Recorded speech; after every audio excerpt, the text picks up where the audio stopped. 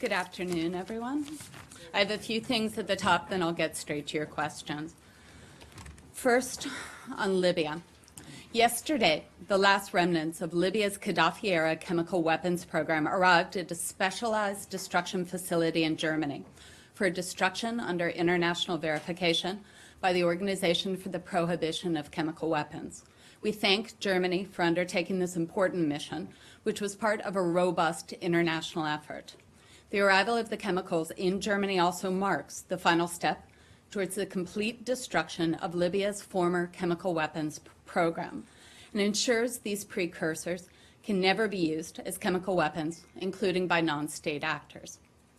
The United States fully supported Libya's request for international assistance to remove and destroy its remaining chemical weapon precursors through diplomatic support within the UN Security Council as well as the OPCW. State Department contributed $5 million, along with logistical support, to this international effort. The United States will continue to work with the OPCW and international partners to rid the world of the scourge of chemical weapons. Next, good news story. The United States is pleased to announce a contribution of nearly $37 million of humanitarian assistance towards the Office of the United Nations High Commissioner for Refugees to support critical education gaps for refugees in 16 countries. This contribution, funded through the Department's Bureau of Population, Refugees, and Migration, will help support commitments made by refugee-hosting countries to increase the number of children accessing quality education by providing additional resources to UNHCR to work with host countries. This announcement is part of the U.S. government's commitments to the President's Leaders Summit on Refugees that President Obama is co-hosting September 20th, along with our international partners during the UN General Assembly in New York. Next, I draw your attention to a statement just released by Secretary Kerry on North Korea's nuclear test. I won't go through that. I'm sure we'll come to that in questions. And finally, I'd like to wish Matt Lee a very happy birthday, and we'll turn it over to you, Matt. Happy birthday. Thank you. Thank you. Another year. Indeed. Let's see where to start here. I guess let's start with North Korea and the statement. Sure. It's pretty much the same reaction that everyone has been giving to this. Yeah, I would say it was, all five parties for the six-party talks to condemn. The international community has been very strong on Right. this. So what is it that the administration is hoping it will get out of the UN? Does it plan to do anything unilaterally outside of the UN system in response? Well, I'm not going to get ahead of our discussions at the UN. It's my understanding they meet today at 4:30, so we expect some sort of readout, some reaction from up there. We've been consistently clear that we will not accept North Korea as a nuclear state, nor will we accept North Korea's possession of nuclear weapons. The President, in his statement, detailed also our commitment to work with our international partners on those lines, and also reiterated our support to allies and partners in the region on their defense. Right, but I mean, are you hoping that today's meeting at the UN will result in some kind of action, or are you prepared to let this go on? No, we've called for action, and we're going to work with our international partners. Let's see where the UN Security Council goes today, Matt. All right, and then I've raised this point before. You always say this about you're not going to accept North Korea as a nuclear power, but you do accept the fact that they just blew up a nuclear device. Yeah, we've commented on their nuclear test, the second this year. You remember the last one in Right. January. Exactly. So, I mean, isn't it just, I don't understand how you can say that you won't accept it. I can see how you can say you won't accept their legitimacy as a member of the nuclear club, but they clearly are. Yeah, what I would say is that we won't stop our efforts on working to ensure that they come into compliance with their international obligations. We won't stop our efforts in working with our international partners to increase pressure on this very opaque regime in reaction to provocative acts like this. Right, but the very fact that they blew up or tested a nuclear weapon means that they are a nuclear power. You might not like it, but when you say you can't accept it, I just don't. Yeah, I think, it's one thing. We will not accept it. We will not stop our efforts to work. Okay. Yeah, I know we've got a lot on DPRK, so why don't we go, Janie? Thank you, Elizabeth. Is there any communication with the United States before North Korea tests the nuclear? Between the United States and North Yes. Korea? No. Because they usually notice to U.S. and China the third. I have nuclear nothing test. to read out on that, But no. do you know ever talk with the Chinese government? You know, the don't Chinese have government anything. would speak to their own communications. They have something. I could not speak to that. The Chinese government Why, would speak to that. U.S. intelligence didn't know about this significant, You nuclear know, test. Janie, as you know, we would never speak to intelligence matters from this podium, so I would dispute even the premise of your question. But you knew about the. I'm not going to nuclear speak to test. intelligence matters. You know, we've been very clear, as the entire international community has, on our reaction to this very provocative action. Do you know what size of this? You know, I know that there's been a lot of discussion. There's been some independent think tankers speaking about that. I'm not in a position to exactly characterize the size of this. Okay. There have been reports I'm recently- sorry, Goyle. Go ahead, Oren. There have been reports recently that kind of lay out the extent of procurement of nuclear material through China by North Korea, through companies, North Korean companies that are operating in China. And you know, I guess I'm wondering whether what the United States is ready to do to prevent that or to stop that from happening. Well, I would talk about the sanctions program that we recently put in place, which are the hardest sanctions that have been put in place in decades against this regime. You know, as I said to Matt at the top, we are committed to ensuring those sanctions are in place, and actually those sanctions work in this. We'll see where the UN Security Council goes this afternoon, but we are very aware that North Korea continues to seek, as we could tell, to develop this program, and we're very committed, along with our international partners, to take steps against it. So the launcher that the North Koreans use for a lot of their missiles is a launcher that's provided by China, and it's a truck that's a missile launcher. Doesn't seem to have much of a dual use there. So, what's the you know, these sanctions? China signed on to these sanctions also, do.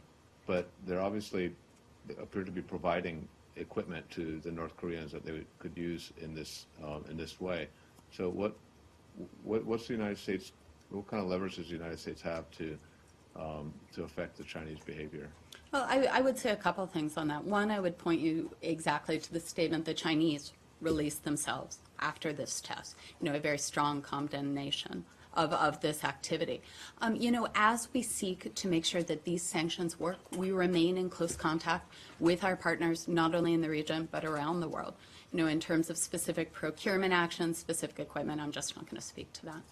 Leslie, on DPRK? Yeah, wasn't US aware of, were there any signs ahead of time that North Korea was preparing this? You know, I can't speak to intelligence matters. Because there was what they call a sniffer radiation spy plane.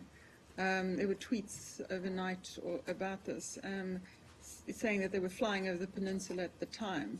So, but were there any signs that you had, not speaking to your intelligence, that this was a possibility? Yeah, I'm just not going to speak to that, Leslie. Go ahead. Secretary of Defense Ash Carter in Norway said that China bears responsibility for these developments. Is that an assessment that you agree with? So I haven't seen the Secretary's remarks. I'd let the Pentagon speak to that. You know, as we've said, we remain in close contact with all of our partners on this. We are committed to making sure that the sanctions that we have in place are implemented and enforced.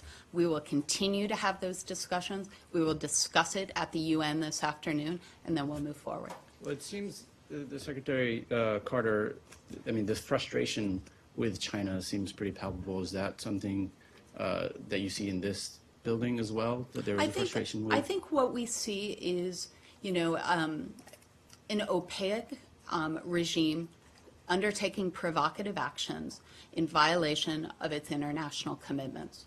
You know, what we continue to do is have the discussions with our partners internationally to take steps to close the space through sanctions, through cooperation, through dialogue, and so that we can reduce the possibility of these actions happening. How would you assess? I'm sorry, hold on, let's go to Nike.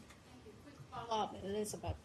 Secretary Kerry mentioned that he spoke to his counterpart from Japan and He did. South Korea, and clearly he was speaking to Lavrov.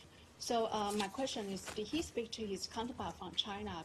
It's just a little bit that he speak to all the members from six-party talks, but Yeah, I don't have a call with his Chinese counterpart to read out as of right now. Okay. and then in the statement that he just issued that U.S. is open to authentic and credible talks.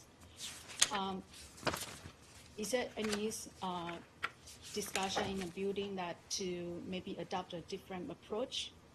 No, we've consistently remained clear that we believe that we are open, as you mentioned, to authentic and credible negotiations. We believe that's the path forward. But, underlining authentic and credible within the six-party framework.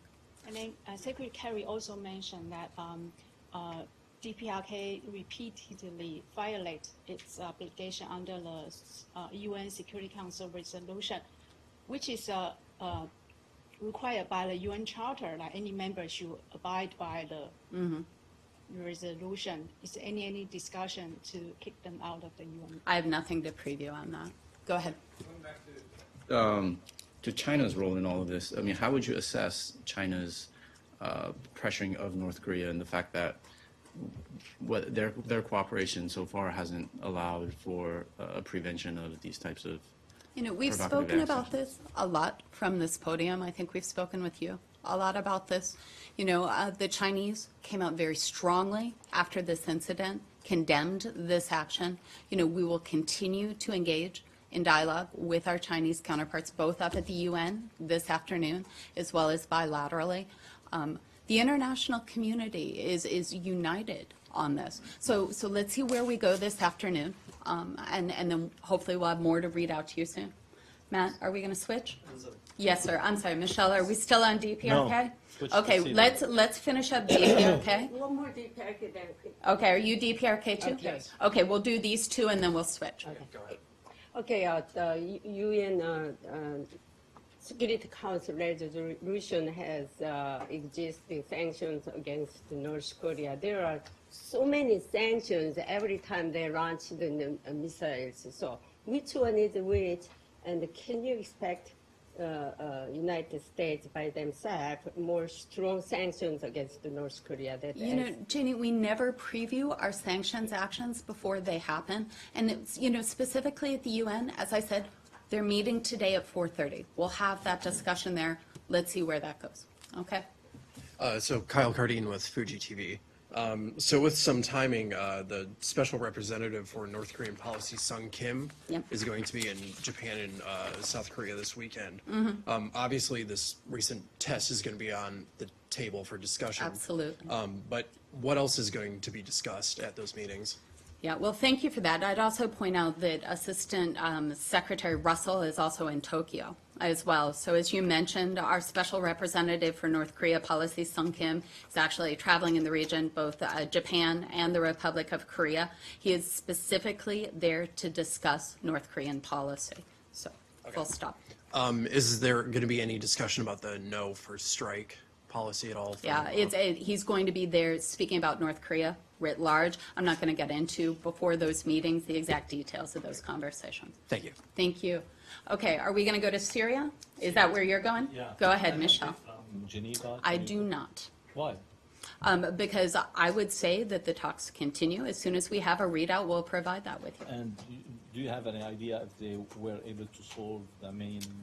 Again, Michelle, I'm not going to get ahead of the discussions of the Secretary in Geneva. We hope to have something to offer soon, but it's not for me to get ahead of that.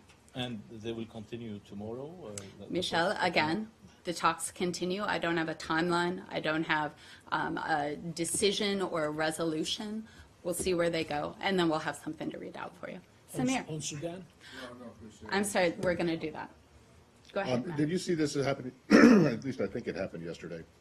a group of about 70 or more than 70, actually, aid agencies have said that they're halting their cooperation with the UN in Syria due to concerns about UN, I don't know, complicity is the right word, but due to the ties between the UN and the Assad regime. Do you have anything to say about that? We do, and thanks for the question. We take very seriously the concerns raised by Syrian non-governmental organizations in their open letter. We recognize the mechanism they referred, the whole of Syria mechanism, is far from perfect. However, we do believe it is an essential tool for a coordinated humanitarian response in Syria.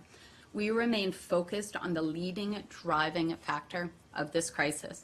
Many of the very serious concerns raised by these NGOs are directly attributable to the Assad regime's blatant disregard for the humanitarian crisis it helped create. In our assessment, non-participation in the whole of Syria approach is counterproductive to efforts to deliver aid to the millions of people across Syria. We note that over the last 5 years, the UN staff and the partners have done extraordinary work in a very complex, a very dangerous situation. They've worked tirelessly to deliver this aid to the millions of people in Syria. They also must operate with the permission of the host government, as we've talked about many times here. The whole of Syria mechanism helps the UN coordinate these operations. It also helps mitigate the dangers that these humanitarian workers face. Right. Are you concerned that this is going to have a significant impact on deliveries? I think because the letter just came in, we're still assessing really what that impact would be. Of course, we're concerned when you have frontline NGOs, speaking about this, raising concerns, saying that they're not going to cooperate. Our focus, as we've said many times from this, is getting the aid to where it needs to go. Right, but you said that this was counterproductive, not for them not to participate. Does that We mean agree. that you're telling them that you think that they should change their minds and should resume? We think that the whole of Syria approach, while it has flaws that we fully recognize, is the best way to get the aid to the people who need it. So Right. we do believe it's counterproductive. Yes, but so I just wanted to be Yes. clear. You want them to rescind their decision. We want them and- to refocus efforts on getting aid to people. Well, do you Yes. want them to cooperate with the UN or not? Yes. So you want them to change their decision? We would like them to cooperate back with UN. All right. Leslie, anything? Okay. You know what? Let's go to Sudan. Yes. I'm sorry, go ahead. Media reports on Israel stated that Israeli officials urged the U.S. during talks with Undersecretary Shannon in Jerusalem last week to bolster relations with Sudan after it cut its relations with Iran. Do you have any reaction to this information? So what I would say is that the U.S. and the government of Sudan, regularly discuss the full range of the issues that do impact our bilateral relationship.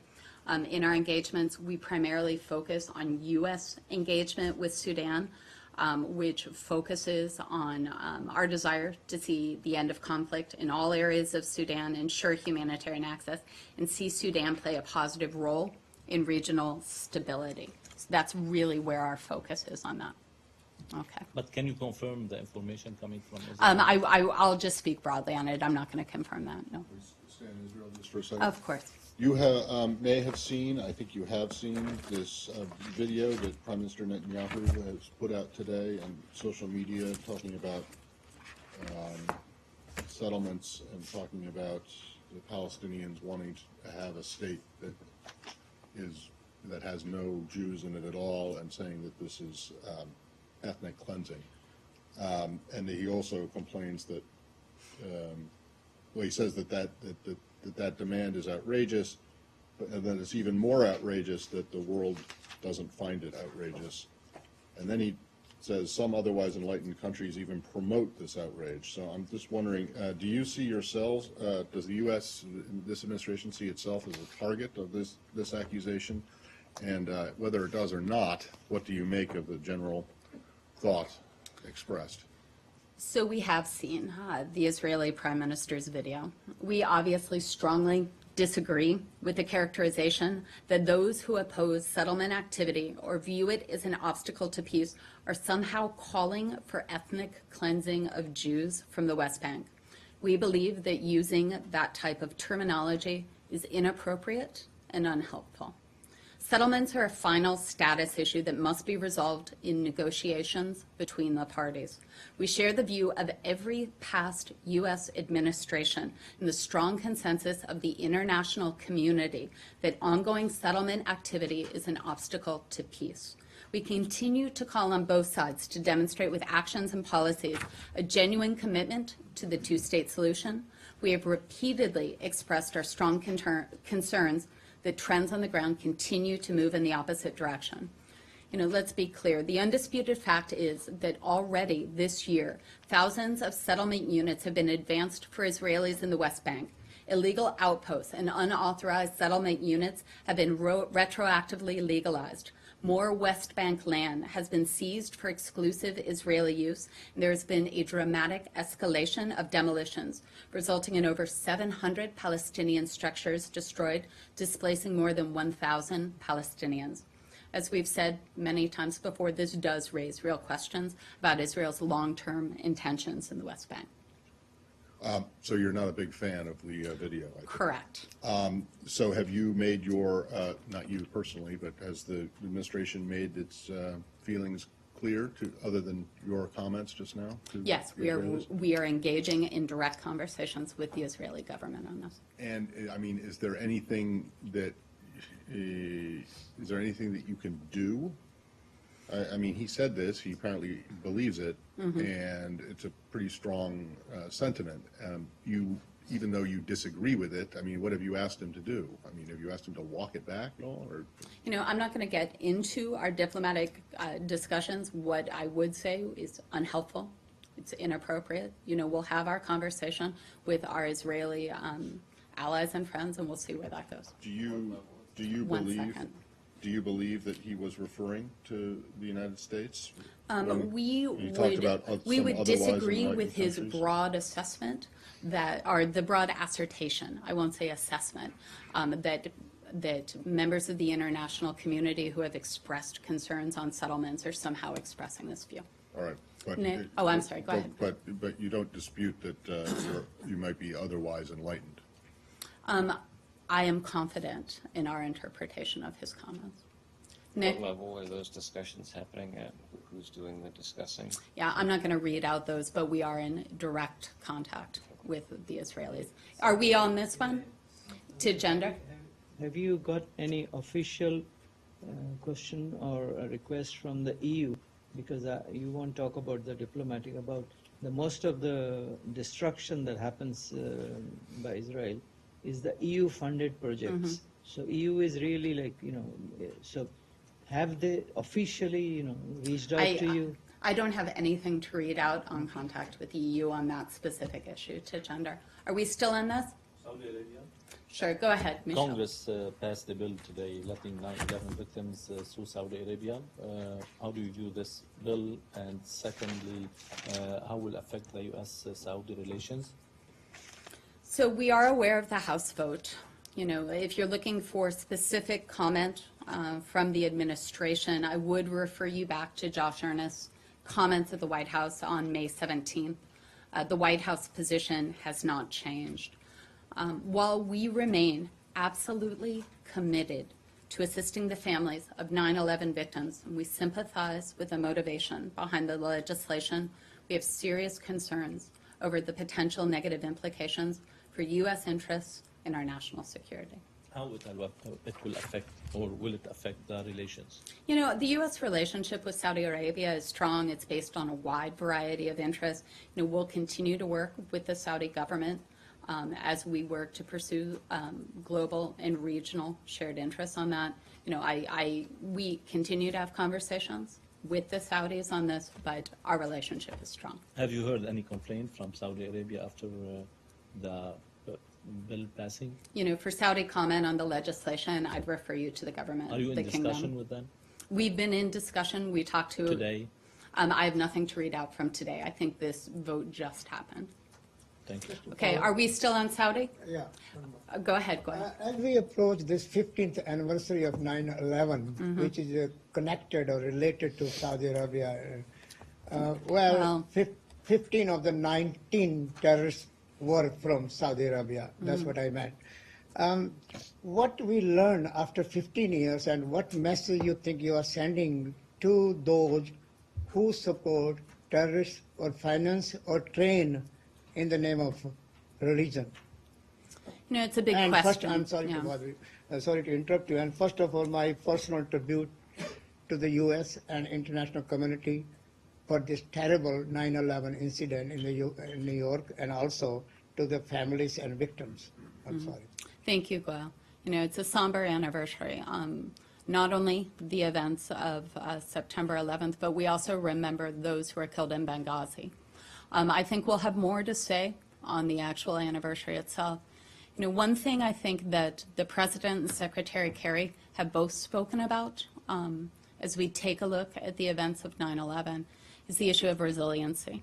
You know, how the American people, you know, together with the international community, reacted and recovered from the events of 9/11. This is something, you know, we remember the victims of that day every single day here at the State Department and certainly across the U.S. government. And we will work, you know, on their behalf as well as on behalf of the American people to fight terror. You think 9/11 is the part of this, what we see today, ISIL or ISIS came from 9/11, or where people may have not forgotten 9/11, of course, but now they are focusing on global terrorism or threat is from the ISIL. So, You know, I think that there's, you know, books written about the genesis of Daesh, as well as certainly about the attacks of 9/11. Where I would say is that, you know, terrorism, as we take a look at both Daesh as well as 9/11, it comes in many forms. And as the international community, I think what we do find is our strength is standing together as we fight this in whatever form violent extremism comes. Thank you. Go ahead, Lalit. I have one question on India's Of course. membership to NSG, Nuclear Supplier Group. I'm sorry, one more time, Lalit. India's membership to Nuclear Supplier Group. Of course. Secretary Kerry was in China recently on the sidelines of G20. You know, China is the only country which has been objecting to India's membership. Did Secretary Kerry speak to his Chinese counterparts or Chinese leadership on this issue? So I don't have those diplomatic conversations to read out, but I think, as you know very well, and we've been very clear, since 2010, the United States has made clear our support for India's full membership in the 4 multilateral export control regimes. We continue to believe India is ready for the NSG. But did U.S. take up this issue with the Chinese? You know, in the last meeting, the NSG participating governments, as you know, did not reach a consensus decision. We spoke about it at the time to admit any new applicant into the group. We were disappointed in the outcome. We continue, though, and will be continued to work constructively with India and with members of the NSG on India's accession in the months ahead. But on the particular conversations on China, because I know you're going to come back and ask, I have nothing to read out on that. Just last one. Sure. Do you know, is there any progress made after the last meeting on NSG? One more time, I'm sorry. Do you know any further progress that has been made on NSG membership application? Well, you know that discussions within that group are confidential within that group, so I'm not going to read out. But the United States remains committed. We believe India is ready for full membership. We will work towards that goal. But based on that conversation, how far you're comfortable that India would get this membership? You know, I'm not going to forecast. It's a consensus decision. Of course. Earlier today, the last remaining residents of Camp Liberty left for Albania. I'm wondering if it's something that you guys have been working hard on, I know. We have, and What- thank you for recognizing that. Today, 2 aircraft chartered by UNHCR carried the last members of the MEK out of Iraq to safe haven in Albania. The rescue of more than 3,000 MEK members is a culmination of a major diplomatic initiative by the United States in support of UNHCR's efforts to relocate them. We are grateful to the government of Iraq for facilitating the departure of the MEK, and we are especially appreciative of the extraordinary efforts of the Albanian government, the Albanian Prime Minister Rama, to welcome these people who are in need of international protection. These actions, we believe, are in the best traditions of the generosity and tolerance of the Albanian people. And you guys, one more and then that's it? Yeah, recently Donald Trump said that North Korea is China's baby. So China should solve the problem. What do you comment on his? I wouldn't comment on comments made by U.S. presidential candidates. Thanks, Jamie. Thank you.